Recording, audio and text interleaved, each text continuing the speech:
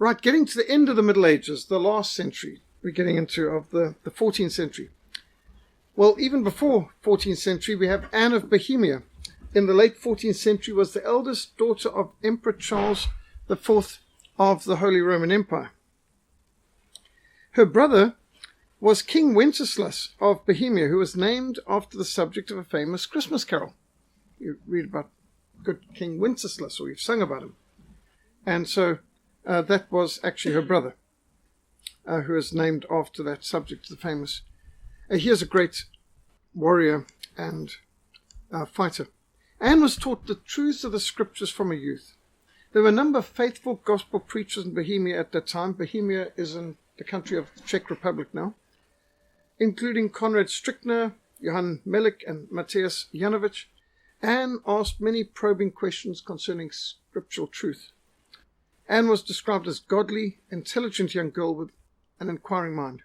She is renowned for her love of reading and for her possession of the scriptures in many languages. Her favorite books of the Bible were the four Gospels, which she constantly studied. Anne came to recognize the many errors prevailing in the Roman Catholic Church, and she persisted in praying for a return to biblical faithfulness, to the doctrine of the apostles, and to the purity of the early church. The traditional alliance of Bohemia with France was shattered by the joint defeat at the hands of the English at the Battle of Crécy, 1346. Then the papal schism further divided the Bohemians from their traditional allies, the French, because France supported the Pope Clement the Seventh of Avignon, and King Wenceslas chose to support Pope Urban VI in Rome. As the English also allied with the French against the French Pope, the Bohemians came into alliance with the English for the first time. And so, Battle of Crécy was a turning point in their history. And so, the traditional alliance was shattered. As Richard II's father, Edward, the Black Prince, because he had black armor, died in 1376, and his grandfather, King Edward III, the following year, Richard II became King of England at age 10. Negotiations began to solidify the alliance between Bohemia and England by the marriage of Prince Anne to King Richard. Richard II's father was called the Black Prince because of his dark-coloured armor, and he had won his spurs at the Battle of Crécy. Brave young man. In January 1382, when Richard II was only 15 years old and Anne was 16 years old, they were married at St. Stephen's Chapel at Westminster. Not too unusual at that stage, because their life expectancy is only about 30. At 15 you're middle-aged. Although their marriage had been arranged by diplomats, it appears to have been a good, loving and positive partnership, and Anne was undoubtedly an excellent influence on Richard during their 12 years together. Reportedly, Queen Anne had been persuaded to accept the proposal because of positive reports that she had received of the Reformation work of Professor John Wycliffe of Oxford University. The Archbishop of York, Arundel, one of the most vitriolic enemies of Wycliffe's Reformation, was horrified to hear that this queen owned copies of the Gospels, which she avidly studied, sure sign of being a heretic. Professor John Wycliffe was delighted to learn of Anne's love for the Scriptures, and he publicly compared her to the biblical Mary, who sat at Jesus' feet, listening to what the Master had to say. For her part, Queen Anne protected Wycliffe from his many enemies, and intervened on numerous occasions to protect him from prosecution and to save his life. For her part, Queen Anne protected him, and she intervened on numerous occasions to save him. And here you can see Anna, the Queen here, and she's right next to John of Gaunt, who's raising a sword in defense of Wycliffe being attacked by his many, many enemies. At the encouragement of Queen Anne, Bohemian students came to Oxford to study under John Wycliffe, and many of these students carried back the Reformation writings and teachings of Wycliffe to Prague, to Bohemia, and throughout Central Europe. This is the Queen's personal emblem or shield, her crest. Many of Queen Anne's friends and servants became dedicated Christian believers. The common people of England came to love their Queen, and her kindness and generosity to the poor was legendary. This is a picture of the Queen kneeling in prayer with, and this would be presumably John the Baptist here, I think, and that presumably is her husband the King. Who this one is in the middle, I am not sure. It's said that as many as 6,000 people were fed daily through her charity or benevolence. Students sponsored by Queen Anne were soon taking Reformation teachings as far afield as Lithuania, which then was a much bigger country containing a lot of what today would be considered Ukraine and Russia. Tragically, this bright and shining light was cut short on the 7th of June, 1394, as Anne died at age 27 from the plague. So actually she was middle-aged at age 16. Her husband, King Richard II, was devastated, and the people of England deeply mourned her. Many of her Christian servants returned to Bohemia with the translations of the Gospels and the writings of John Wycliffe that had been so highly treasured by the Queen. This led to the conversion of Professor Jan Hus of Bohemia. It led to the birth of the Hussite movement and later the Moravians, who were the first to establish a mission station in South Africa at Carnarvondale. From them, missionaries went out literally to ends of the earth and even to the Cape. And, in fact, you can think of the prophecy of Jan Hus. You know, when Jan Hus was being burned at the stake, he made a prophecy. Jan Hus said, "My goose is cooked," which was a joke because the name Hus means goose in Bohemian.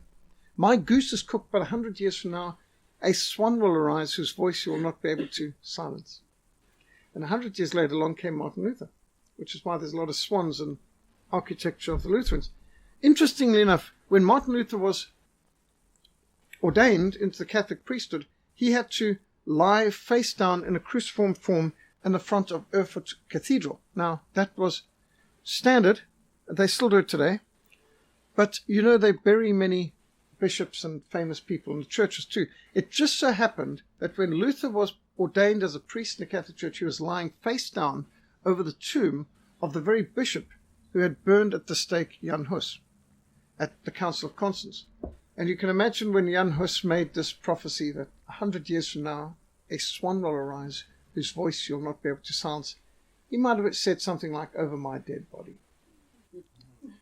And 100 years later, Martin Luther is ordained over the very grave, literally directly lying face down over the grave of this bishop. So God has a sense of humor. And Martin Luther launched a Reformation. That'll have to be for another day. I have definitely underestimated the amount of time needed for dealing with these 2,000 centuries. I think the last 5 centuries will have to be another day. In fact, it'll probably have to be several days. We could give a day just to the Reformation century of the 16th century.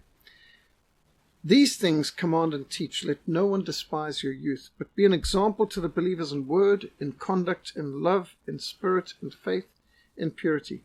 Till I come, give attention to reading, to exhortation, to doctrine. Do not neglect this gift that is in you, which was given to you by prophecy with the laying on of the hands of the eldership. Meditate on these things. Give yourselves entirely to them, that your progress may be evident to all. Take heed to yourself and to the doctrine. Continue in them, for in doing this you will save both yourself and those who hear you. Major event, 1347, the plague, the bubonic plague, devastated all of Europe. The plague was found to have originated from lice on the rats that came off the ships from China that landed in Venice. And in 1347, all of the Mediterranean area had been affected and 1/3 of the population died. Reached Germany the next year, 1348, on the other side of the Alps, and England, 1/3 died there. And then all the way through to Russia, 1350, and basically something in the region of 1/3 to, in some places, 2/3 of the population died of the plague. And the plague caused many people to come to Christ. Many, many, many, such as John Wycliffe, were so brought to their knees in fear. So at the end of the 1300s, you get, I should say at the end of the 13th century, you can see the size of the Golden Horde. That's the Mongols, who wiped out something in the region of 12 million people. Notice the Monomotapa empires growing up in what today is Zimbabwe. You've got the Malian Empire, the Canaan Empire. Nubians and Ethiopians are still strongly Christian. You can see also the expansion of the Khanate, the sorts of Mongolian hordes into India. The church, well, severe Christian decline throughout the whole of Asia, mostly Nestorian Christians, all these areas have been strongly Christian. So these dark areas, the strong red lines represent severe violent persecution. The thinner lines, persecution. And you can see there's persecution, of course, in Europe, England, Bohemia, northern Italy, for the Waldensians in particular, Egypt, all the way through to Nubia and what today would be Ethiopia, amongst the Christians in India as well. So there's severe persecution for Christians just about throughout the entire world. The main persecutors were, in fact, the Muslims, and the main martyrs were the Eastern Christians, including Assyrians and Coptics. 1415, Jan Hus burned at the stake. He was given an opportunity to renounce his teachings. He said, "I would not for a chapel full of gold recede from those teachings that I've taught my life. I will gladly seal with my blood that which I've taught in my life." When he is given another chance at the place where he is going to be burned outside of Constance, what was called the Devil's Ground, he said, "I would turn from the right to the wrong, but I will not turn from the truth to error." And so Jan Hus, his motto was "Truth conquers." His followers used the cup, the chalice, as a symbol because he insisted that the people, the laity, must receive the elements of the Lord's Supper, both in the fruit of the vine and with the wafer. Because up till then, the whole idea is you only got the wafer, you didn't get a cup. Because what if you spill some of the blood of Christ? And so they reserved the cup only for the priests. And this is an emblem of the Hussites and the Moravians later, and the Brethren. And of course, Luther and other reformers followed this later. The Hussites resisted the papacy. They resisted 6 great crusades. You can see Veritas venit, truth conquers. That's the Hussite motto. And to think that they inspired everyone from Count Nicholas von Zinzendorf, the Moravians, and George Schmidt, who planted the mission at Gnadendael. 1453, Constantinople fell to the Muslim Turks, one of the most catastrophic events in the ancient world. The greatest city in the world, Constantinople, with the largest church in the world, San Sophie, destroyed by Muslim Turks, while they had pleaded for help from Europe, and the rest of Europe ignored their pleas for help. And so the Muslim Turks took the greatest city in the world. Just in San Sophie alone, about 12,000 people were murdered that day. They had already been encircled for years. The Muslim Turks had already taken Bulgaria, Romania, Greece, and so on. And so Constantinople was hanging on a fingernail at the edge there.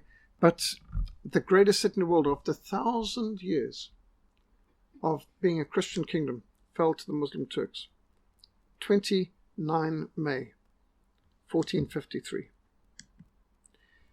Shortly after that, 1456, Johann Gutenberg produced the first printed book in history, the Bible, in Latin. We've actually got a page replica in the hallway of the Latin Vulgate Bible printed by Johannes Gutenberg. Johannes Gutenberg, the inventor of the printing press, voted the man of the millennium at the end of the year 1999 because, of course, from a mass media point of view, he introduced the beginning of the information age. Without the printing press, well, we couldn't consider just about anything that we're doing right now anyway. So the inventor of the printing press, absolutely tremendous.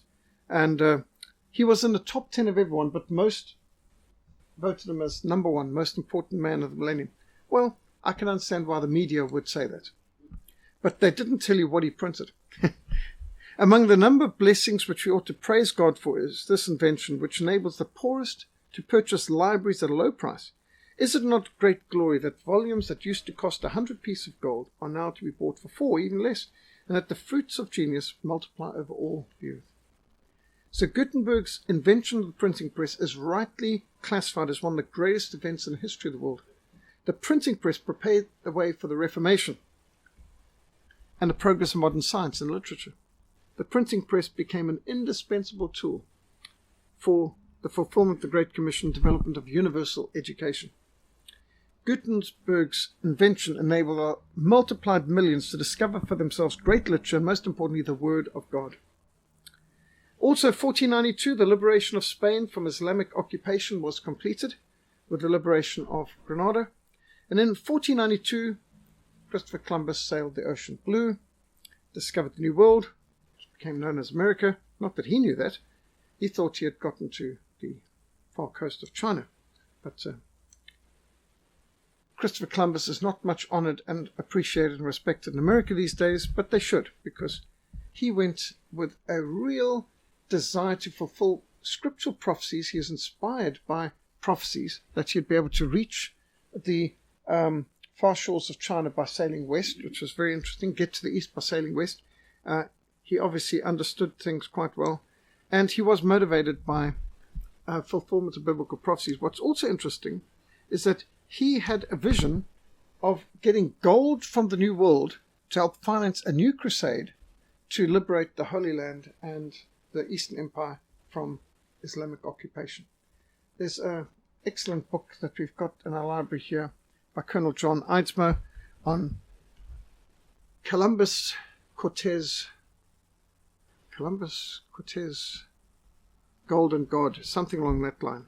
We're speaking about the last Crusader as well, that he was in many ways a person who had a vision of crusade.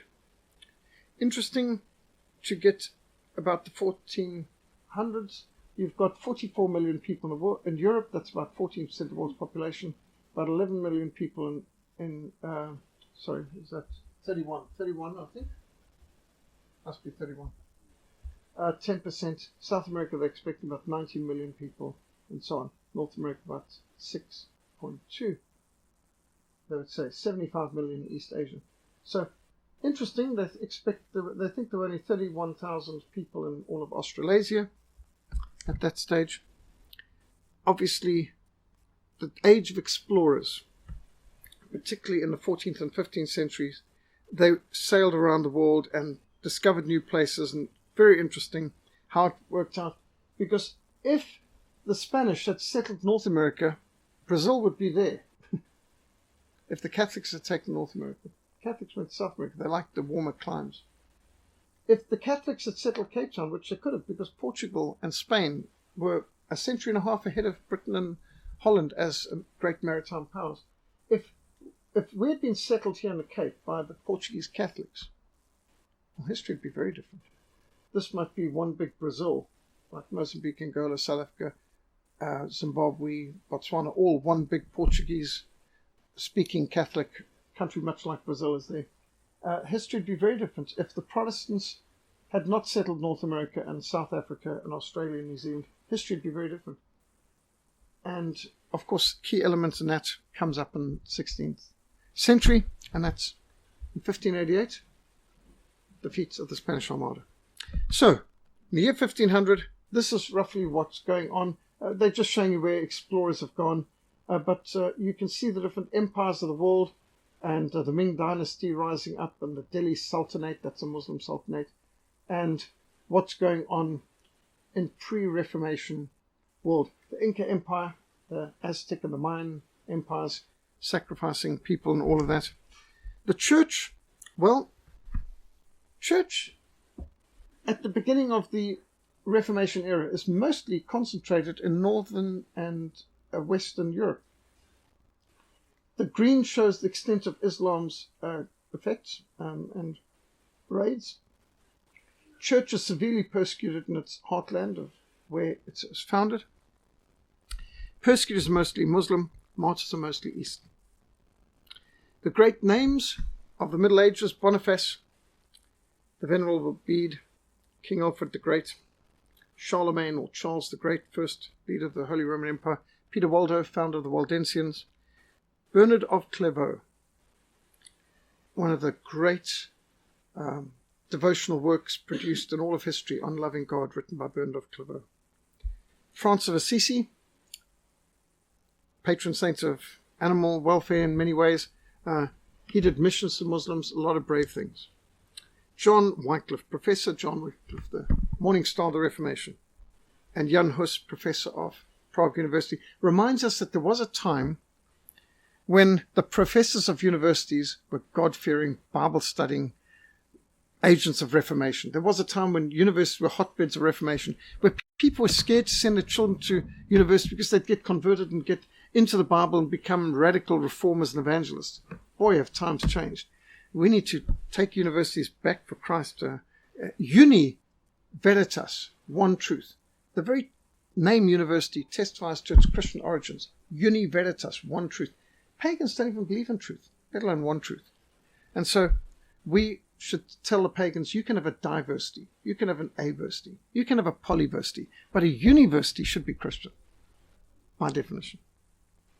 So, on our reformationsa.org website, you'll find a range of good materials, including links to our SlideShare, which will include PowerPoints like these that we're doing. It'll include videos such as what we've been recording, and you also get, if you're interested in getting updates on what we do at a Reformation Society every Thursday night, get a Reformation Society email. Our Frontline website and email, we also send out regular updates on what happened on this day in Reformation history and things like that.